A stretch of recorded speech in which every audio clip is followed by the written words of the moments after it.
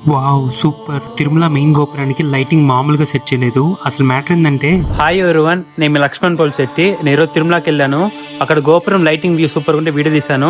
ఎట్లా వైకుంఠ ఏకాదశికి అసలు టికెట్ దొరకలేదని బోర్ కూడా వేస్తుంది. ఆ వీడియో మీద షేర్ చేసుకుంటా చూసి. నార్మల్ గా మన తిరుపతిలో ఉన్న లోకల్ వాళ్ళందరికీ తెలుసు మన గోవిందరాజ స్వామి గుడి గోపురము రాత్రి అయితే లైటింగ్ తో సూపర్ గా ఉంటుందని. సేమ్ అదే విధంగా నిన్న నైట్ తిరుమల మెయిన్ గోపురానికి లైటింగ్ సెట్ చేశారు. ఫస్ట్ మన గోవిందరాజ స్వామి గుడి గోపురం లైటింగ్ ఎలా ఉందో చూపించి మళ్ళీ తిరుమల గోపురం లైటింగ్ ఎలా ఉందో చూపిస్తాను.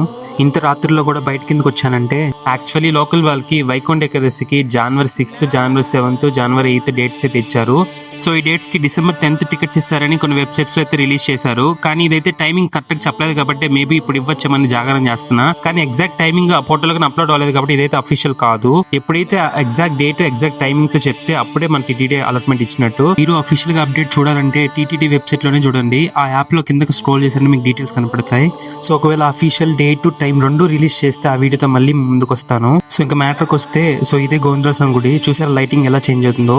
సేమ్ ఇదే విధంగా తిరుమల మెయిన్ గోపురానికి కానీ లైటింగ్ సెట్ చేశారు. సో ఆ వీడియో కానీ చూడండి.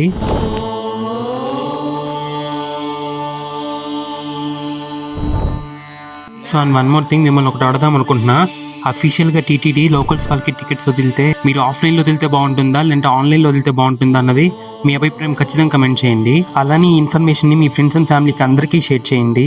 ఇలాంటి మరిన్ని ఇన్ఫర్మేషన్ వీడియోస్ కోసం మన పేజ్ ని కొంచెం ఫాలో సపోర్ట్ చేయండి. అంటిల్ దెన్ నెక్స్ట్ వీడియోకి వెళ్దాం. గోవిందా గోవిందా. Bye bye.